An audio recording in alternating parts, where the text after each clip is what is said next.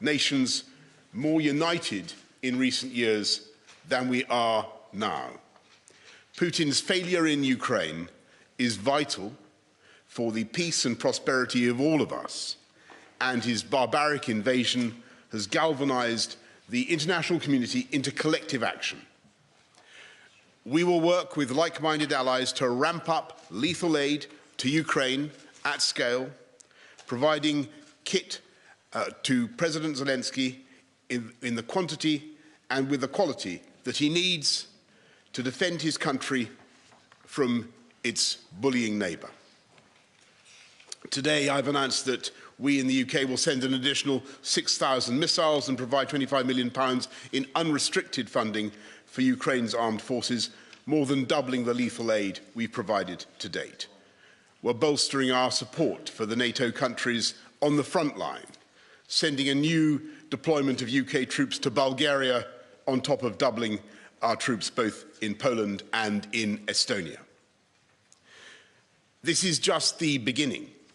We must support a free and democratic Ukraine in the long term. This is a fellow European democracy fighting a war of national defence. NATO and G7 leaders were also united today in our determination to continue turning the screws on the Kremlin's war machine, including by weaning ourselves off Russian oil and gas and reshaping global energy security.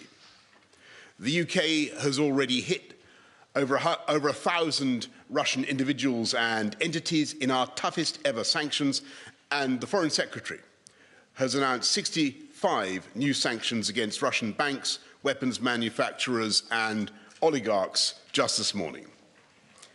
I also discussed the humanitarian response with our allies and partners today as we continue to see huge numbers of Ukrainians flee their homes.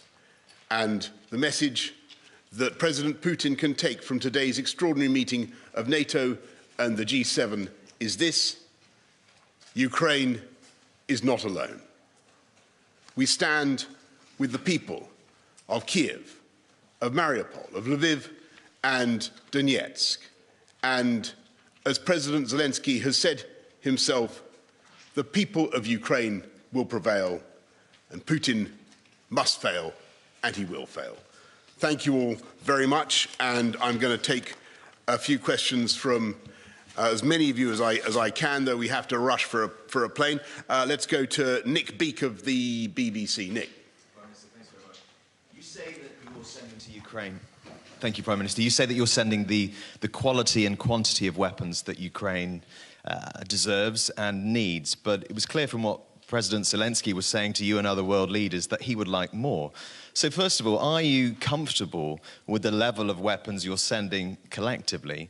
And secondly, how uncomfortable does it make you feel that by rolling out a no-fly zone, by ruling out NATO troops on the ground in Ukraine, and by refusing to give any sort of indication of red lines, that really the only end to this is when President Putin decides he's had enough?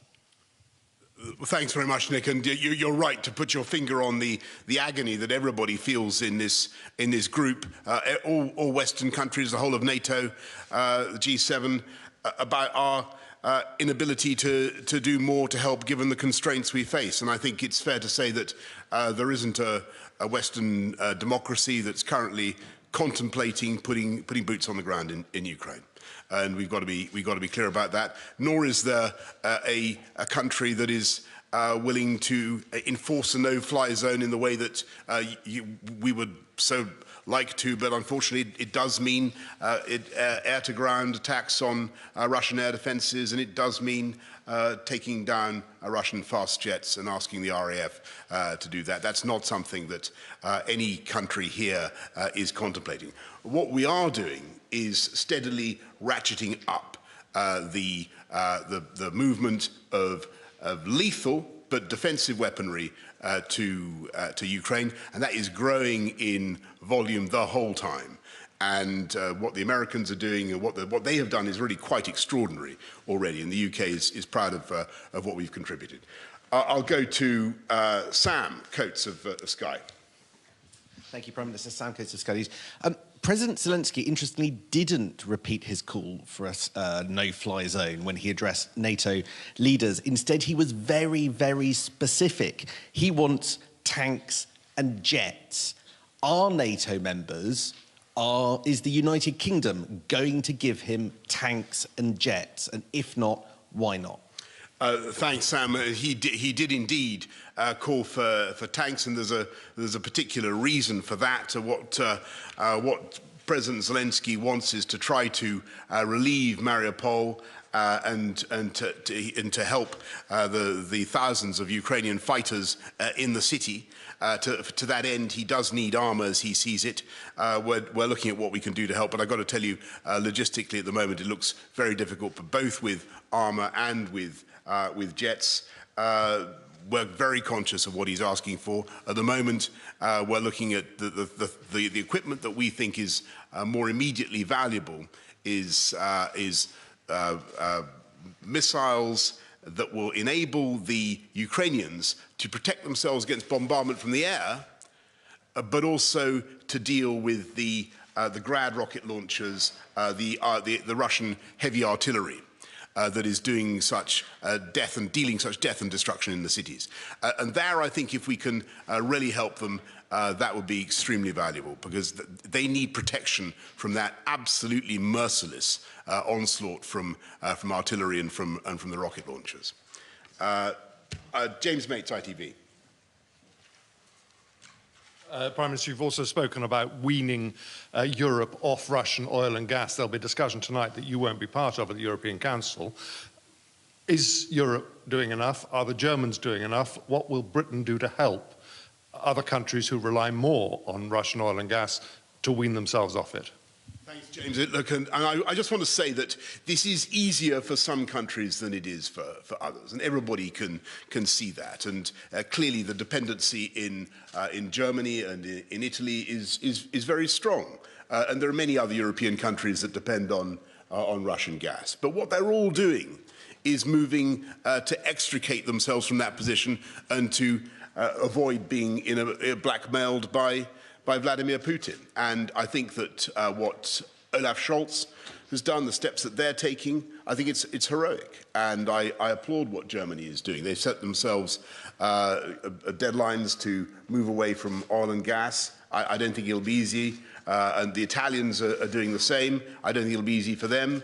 But it's the right thing to do in the long term, in the medium term. And we will help. Of course, and one of the ways that I think we should all work together is in the sharing and the development of alternative provision, not least wind power. I mean, the Baltic countries, for instance, are heavily dependent on gas, but they have a fantastic future as generators of clean renewable energy. We want to help that. We have a lot of experience of it. Jason Gretz, Daily Mail. Thanks, Prime Minister. The Kremlin has named you today as their public enemy #1, saying you're leading the kind of anti-Russian resistance internationally. I wondered why you thought that had happened, whether you thought we were going to get any blowback back home from that, and how you feel about it. And you just mentioned wind farms. Is the price of all this going to be sort of going back to having more onshore wind farms back home? Okay, well, look, there's a couple of points there, Jason. First of all, I think it's very, very important for everybody to understand that I don't think there's a single person round the table in NATO or the G7 who is against Russians or the Russian people. Absolutely not. Least of all me. I think I'm probably the only Prime Minister in UK history to be called Boris. You know, I have that distinction, and I'm not remotely anti-Russian, but I think what we all agree is that what Vladimir Putin is doing, the way he's leading Russia at the moment, is utterly catastrophic, that his invasion of Ukraine is inhuman and barbaric, and the conduct of that invasion is now moving into the type of behaviour that, as I've said before, we haven't seen in the continent of Europe for 80 years, and it's horrific. So you can be sympathetic towards ordinary Russians who are being so badly led, but you can be deeply hostile to the decisions of Vladimir Putin, the way he's leading his country. And sorry, you had another question about onshore wind. Look, I want to be clear. I think the massive opportunity for the UK is in offshore wind, and we've got good at that. We were, until very recently, I'm slightly to my irritation, we seem to be overtaken now by China, but we were until recently the biggest producer of offshore wind in the world. And one of the things I want to be setting out in the forthcoming British energy security strategy is how we can regain our lead as the number one, and where we're going to be doing it. And I think you can do it in a completely environmentally friendly way. You can generate phenomenal quantities of renewable energy at zero marginal cost, and it is the way forward. Euronews, Meave McMahon.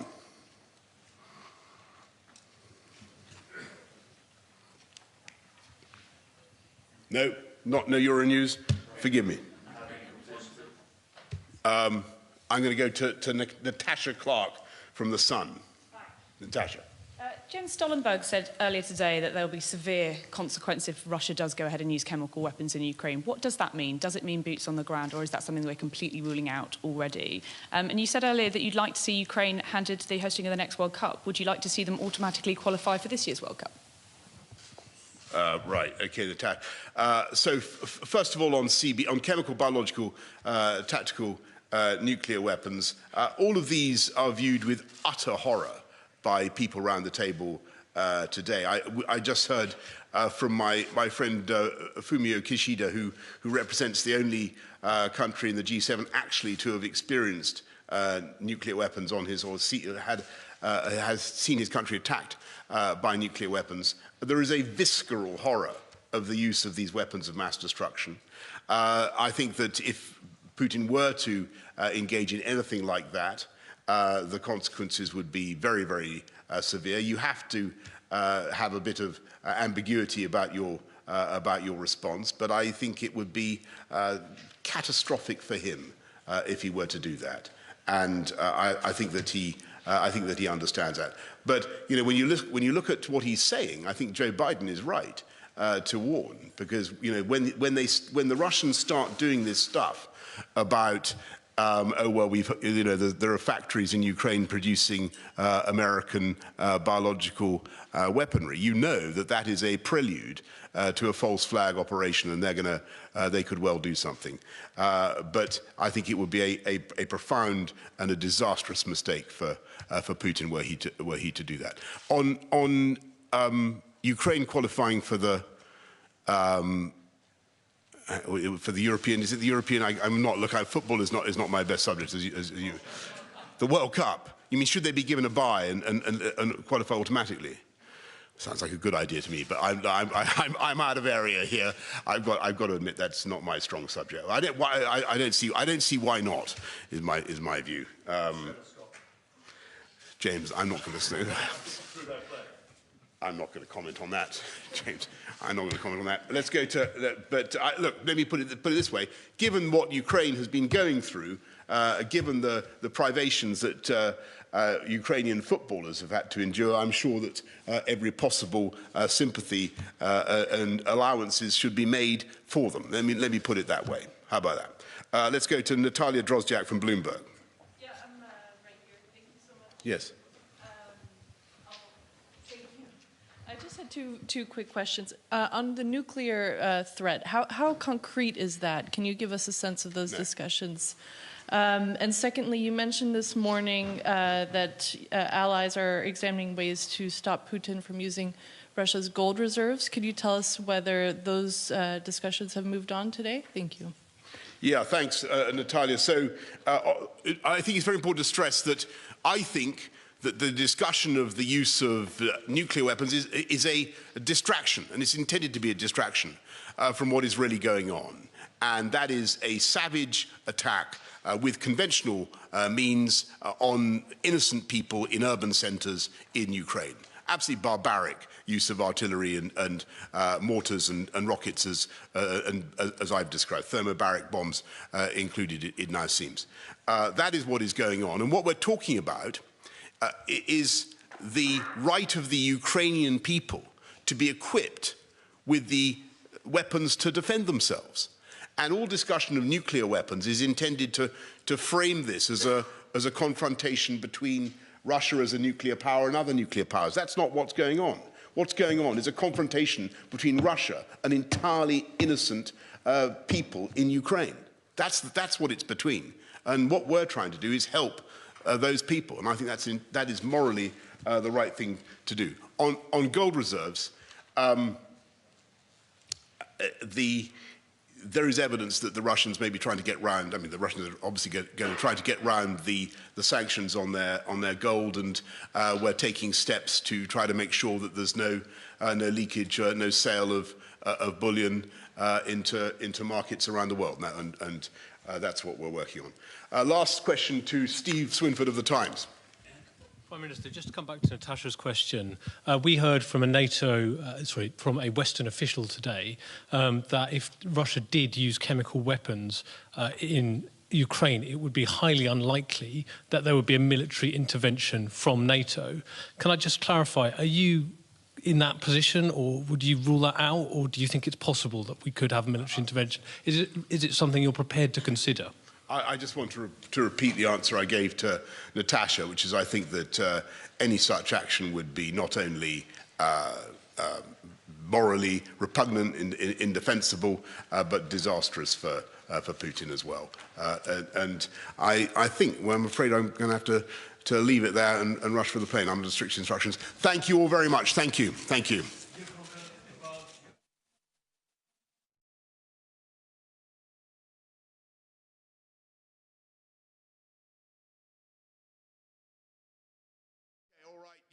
Okay. I do remember you, and I'm very sorry to come on. Okay.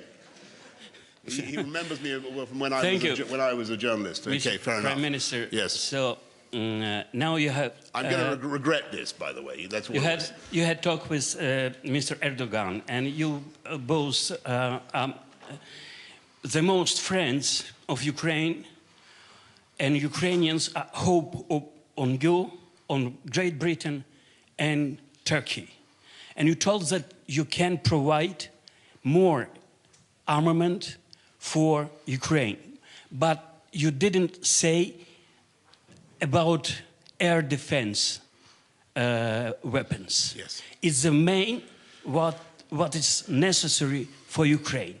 How it to arrange? Because you see, for instance, your colleague from France, Mr. Macron told that no, we don't want to provide something because we don't want to be part of the war. No.